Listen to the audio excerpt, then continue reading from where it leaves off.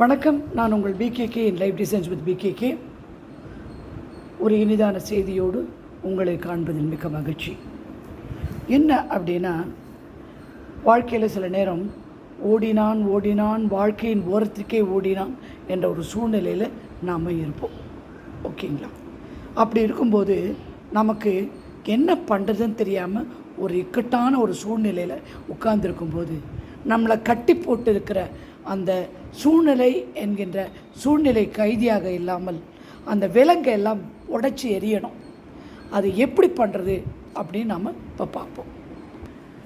உள்ளுணர்வு நன்றாக தெளிவு பெற வேண்டும். அதற்கு என்னெல்லாம் வேணும்? நேரம், மனம், எண்ணம், நன்றி, நம்பிக்கை. இந்த 5 விஷயம் கண்டிப்பாக வேணும். இதுக்காக நேரத்தை ஒதுக்கணும். அந்த மனசு வரணும், இது பண்ணால் எனக்கு சரியாக போகும்னு எண்ணங்கள், சரியான எண்ணங்கள் வேணும். நன்றி சொல்லணும். ஆல்ரெடி நம்ம என்ஜாய் பண்ணுற, நம்ம சாப்பிட்ற, நம்ம தூங்குகிற, செய்கிற ஒவ்வொரு செயலுக்குமே நாம் நன்றி சொல்லணும்.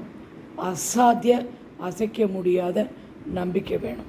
தகுந்த நேரத்தில், தகுந்த மனதோடு, சரியான எண்ணங்களோடு, நன்றி உணர்வோடு, நம்பிக்கையோடு நாம் செய்ய வேண்டும். இந்த பிரபஞ்சத்தை வேண்டினால் இந்த விலங்கு போய்விடும் நம்மை விட்டு. நம்ம உடம்பு ஃபுல்லாக காயம், இந்த எதிர்மறை எண்ணங்களால். அந்த எதிர்மறை எண்ணங்களால் ஏற்பட்ட காயத்தை பிரபஞ்சத்தின் அன்பு கொண்டு நாம் அதை ஆற்றிக்கணும். எப்படி பிரபஞ்சம் நம்ம மேலே அன்பாக இருக்க முடியும்? நீங்கள் பிரபஞ்சத்து மேலே அன்பு செலுத்தணும். அதுக்குரிய நேரம் வேணும். இந்த உடலெல்லாம் இருக்குல்ல, அந்த உடலை மிக மிக நன்றாக பேண வேண்டும். எதற்கு உடலை நன்றாக பேண வேண்டும்? இந்த உடல் நம்மளுடைய மேனிஃபெஸ்டேஷன், காட்சிப்படுத்துதலில் மிக மிக முக்கியமான ஒரு அங்கம். இந்த உடல் இல்லாட்டி நாம் கிடையாது, இந்த உயிர் இல்லாட்டி நாம் கிடையாது, இந்த பிரபஞ்சம் இல்லாட்டி நாம் கிடையவே கிடையாது.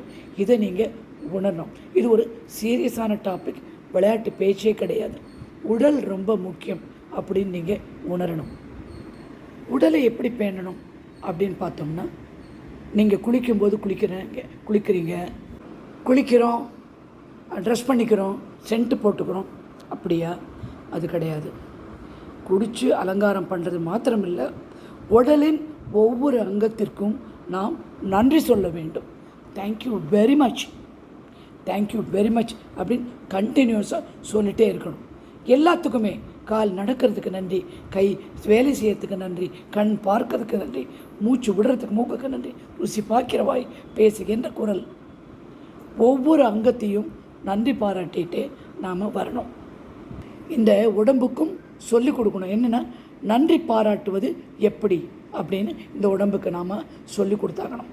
எப்படி சொல்லி கொடுத்தாகணும்?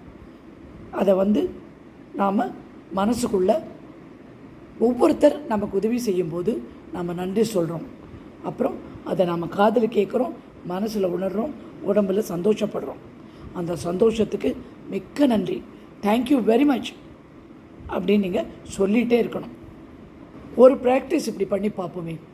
காலையில் எழுந்தோடனே எதுக்கெல்லாம் தேங்க்ஸ் சொல்லணும்னு சொல்லிவிட்டு உடம்புக்கும் தேங்க்ஸ் சொல்லணும்.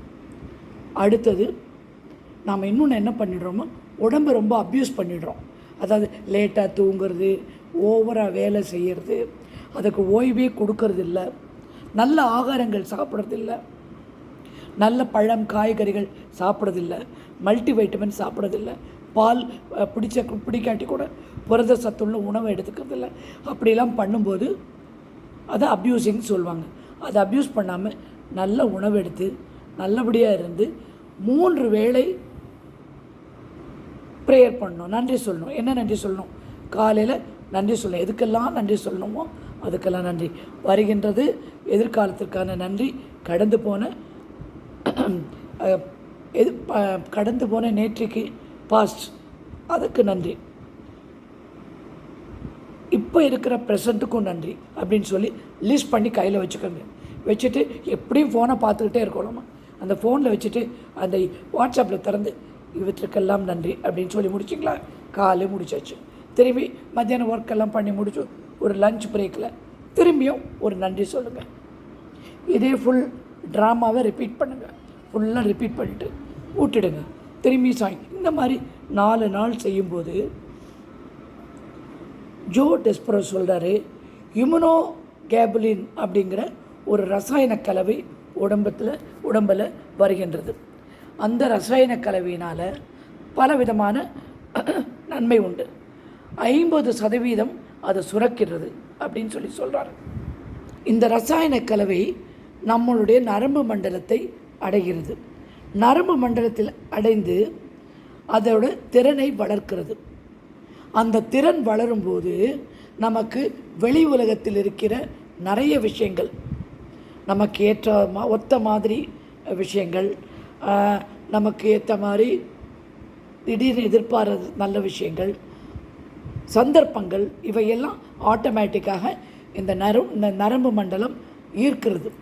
ஏன்னா அது என்ன ஆகிடுது, ஒரு பர்டிகுலர் நன்றி சொல்கிறோம் இல்லையா, அந்த அலைவரிசை எடுத்துக்கிட்டு அப்படியே பிரபஞ்சத்துக்கிட்ட கொடுக்குது. பிரபஞ்சம் திரும்பியும் அது நமக்கு திரும்பி தருகிறது. நம்ம கேட்டது, நன்றி சொன்ன அத்தனை விஷயங்களுக்கும். இன்று வருகின்ற நல்ல வேலைக்கு இன்டர்வியூவிற்கு மிக்க நன்றி, நான் நன்றாக செய்திருக்கிறேன்னா அது கூட அந்த ஆப்பர்ச்சுனிட்டியை எடுத்து கொடுக்கும். இந்த மாதிரி ஒவ்வொரு விஷயத்திலையும் நன்றி சொல்லி முடிஞ்ச உடனே அந்த கெமிக்கல் ரியாக்ஷன், அது என்ன ரசாயனம் சொன்னேன் உங்கள்கிட்ட, இம்யூனோ காபுலின் அப்படின்ற ஒரு ரசாயனம். அந்த ரசாயனம் உண்டாகி நரம்பு மண்டலத்தை அடைந்து நரம்பு மண்டலம் தானாக அந்த திறனை வளர்த்து வெளியில் உள்ள நல்ல விஷயங்களை ஈர்க்கிறது. ஈர்த்தொன்று எப்படி இருக்கிறது, பிரபஞ்சத்திற்கு ஒரு பர்டிகுலர் அலைவரிசை. இந்த அலைவரிசை அனுப்புவதற்காகத்தான் உடலை பேணுங்கள். உடம்பு சோர்ந்திருந்தால் நம்ம அந்த அலைவரிசை வராது, டயர்டாக போயிடும். உடம்பு வருத்தமாக இருந்தால் அதனால் அந்த அலைவரிசையை வெளிப்படுத்த முடியாது. அதனால் மனசு சந்தோஷமாக வச்சு, உடம்பை சந்தோஷமாக வச்சு, உடம்பை பேணி பாதுகாத்தாலே உங்களுக்கு நீங்கள் நினைத்தது எல்லாமே நடக்கும். உடலை பேணுங்கள், உங்களால் நினைத்த அத்தனையும் சாதிக்க முடியும். நல்ல விஷயங்களாக இருந்தால் சாதிக்கலாம், கெட்டதும் சாதிக்கும். ஏன்னா நான் இன்றைக்கி பாம்பை நினச்சேனே, அந்த கதை தான். பாம்பு வீட்டில் உட்காந்துரும். ஓகே, அந்த மாதிரி நல்ல விஷயங்களாகவே நினைத்து நல்லபடியாக நீங்கள் இருக்க வேண்டும் என்று பிரார்த்திக்கிறேன். இனி ஒரு நல்ல செய்தியோடு உங்களை நாளை சந்திக்கிறேன். இன்று ஆடி வெள்ளிக்கிழமை, எல்லா இந்துக்களுக்கும் மிக நல்லது. ஒரு சின்ன ஒரு ஸ்வீட், ஒரு வெல்லம் ஏதாவது சாமிகிட்ட கொண்டு போய் வைங்க, ரொம்ப நல்லது.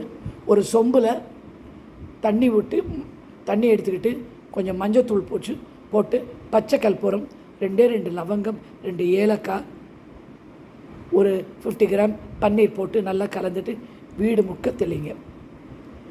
ரொம்ப பாசிட்டிவ் எனர்ஜி கொடுக்கும். அதே மாதிரி இந்துக்கள் அல்லாதவர் உங்கள் வீட்டை இந்த தண்ணி வச்சு வீடு ஃபுல்லாக மூழ்கலைன்னா இது மாதிரி டிஸ்இன்ஃபெக்டன்ட் மாதிரி கொஞ்சம் கல்லுப்பு வேணால் கூட சேர்த்துக்கோங்க. நீங்கள் சேர்த்துட்டு வீடு ஃபுல்லாக மூழ்கி விட்டிங்கன்னா ரொம்ப நல்லது. ஓகேங்களா? இனி ஒரு செய்தியோடு உங்களை நான் சந்திக்கிறேன். வணக்கம்.